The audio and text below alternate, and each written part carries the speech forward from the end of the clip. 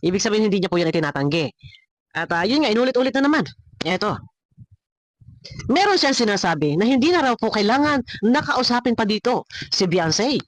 Mas lalong hindi na daw kailangan kausapin personal ang pamilya through messenger ay enough na. Hindi ba pwedeng verbal, formal, mag-usap? Sabi ko nga, malalim ang relasyon sa pagitan Batalero family and ni Kalingap Rab. Hindi kahapon lamang nagkakilala. Ano po, may mga bagay-bagay na kailangan maging formal yung pag-uusap. Bakit sabi niya hindi raw pwede? Ano masasabi niyo, guys? Ito.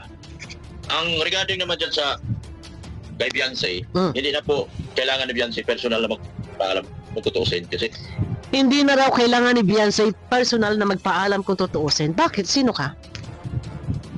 Ano pa kaya alam mo pala? Bakit ikaw ang nagdedesisyon? Bakit ikaw ang nagsasalita nito na hindi na kailangan ni Beyonce, hindi na kailangan na si Beyonce ikausapin pa?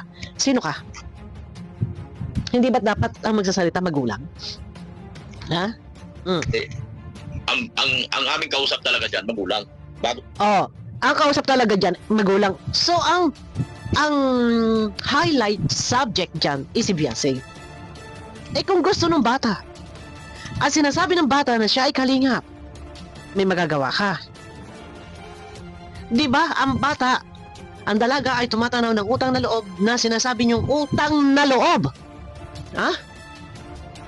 Ang bata ay alang-ala kay Kuya Rab niya, hindi ba't kaya nga hindi siya pumayag sa kagustuhan nyo na pumunta doon sa cybercrime? Naandyan ang dalaga kay Kuya Rab niya. Bakit sino ka naman na magsasalita ng gano'n na hindi na kailangan kausapin ang dalaga dahil magulang ang kausap ng ito ay i-vlog?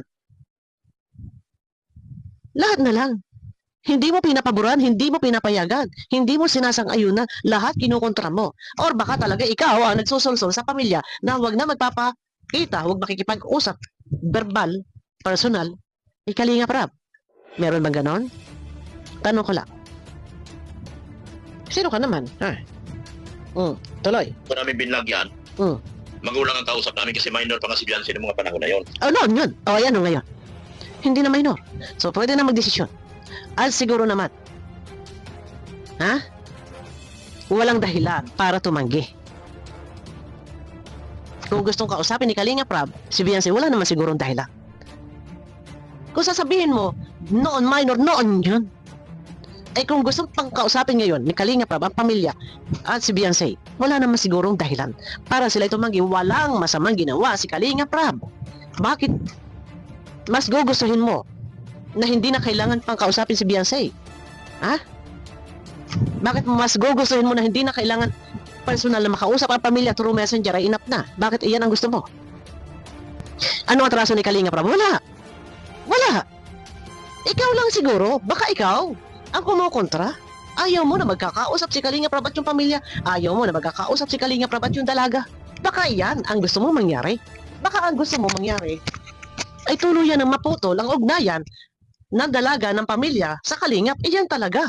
Dahil wala ka sa Kalingap. Di ba? Iyan ang gusto mo. So nakikita-kita ko na tuluyan ng maputol na ang relasyon between Batalero family and Kalingap Rab. Baka iyan ang gusto mo talaga mangyari dahil wala ka sa Kalingap, hindi ka makaporma. Kaya ang gusto mo, wawa ka sana. Iyan ang aking nakikita. Nakikita ko yan sa mga sinasabi mo. Di ba? Paano gagawin? Walang kasalanan. Ano kasalanan ni Kalingap Rab? Ang kanya lang naman ay tumulong. Di ba?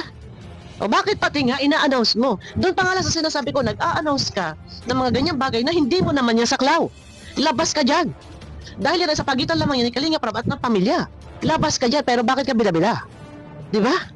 Yun ang mahirap sa'yo. Huwag mo ipagpipilitan na hindi na raw kailangan ni Kalingap Rab na kausapin ang dalaga at ang pamilya. Hindi ba pwede? Verbal, magkausap. Formal, magkausap. Walang problema.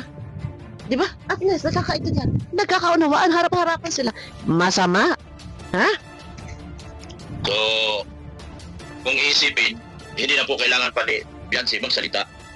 Kasi si Beyonce ay Ikaw lang. Ito, kung iisipin, kung tutuusin, so ito ay sa iyo. Opinion mo to. Suggestion mo to. Ito yung para sa'yo.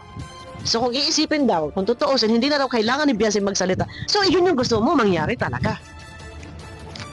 Na mawawala ang ugnayan, ang komunikasyon, mapuputol ang relasyon ng batalero sa kalingap. Iyan talaga yung gusto mo. Wala na, huy, hi, hello. Wala na. Malinaw. Ito yung gusto mo. Dahil, wait ha, balikan natin. Balik tayo. Namin kasi minor pa kasi Beyonce ng mga panahon na yun. Oh. So, kung iisipin, hindi na... Kung iisipin, o kung tutuusin, so opinion mo yun. Opinion mo yun. Para sa yun. Kung kailangan pa ni Beyonce magsalita. Sa iyo yan ang galing. Sa isip mo, kung iisipin, kung tutuusin, hindi na kailangan ni Beyonce magsalita. So, iyon yung gusto mo.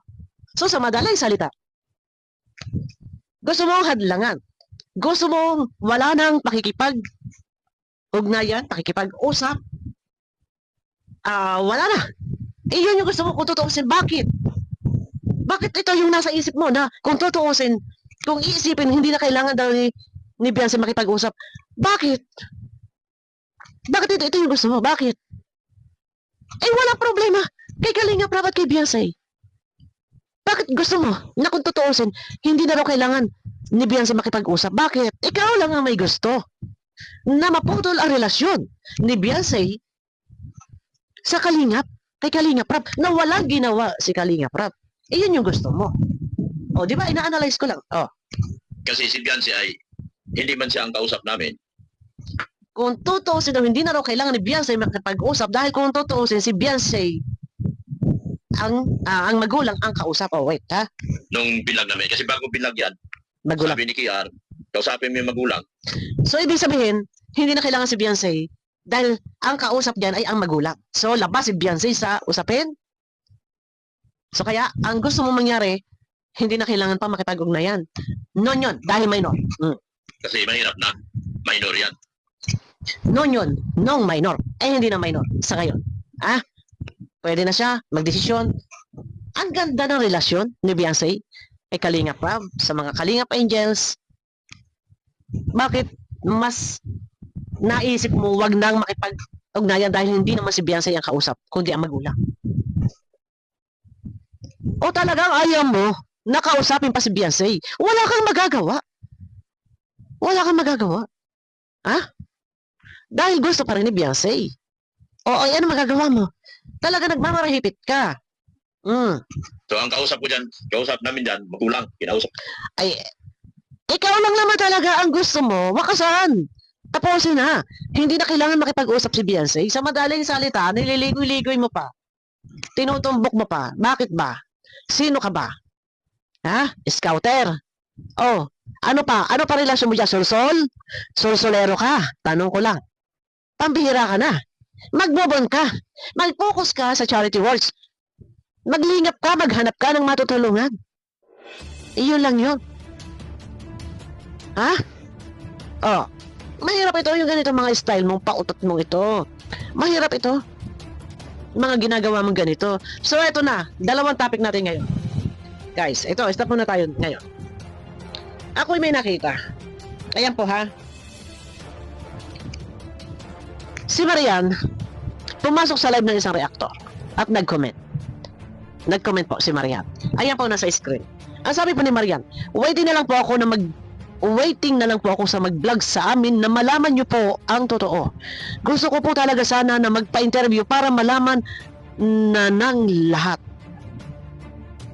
Bumaligtad. Gusto magpa-interview para malaman ng lahat. So, nananawagan po dito. Ito, i-continuous natin po. Nananawagan si Marian kung sino yung pwede mag-interview sa kanila para makapaglabas ng kanyang pahayag patungkol sa nangyaring vlog.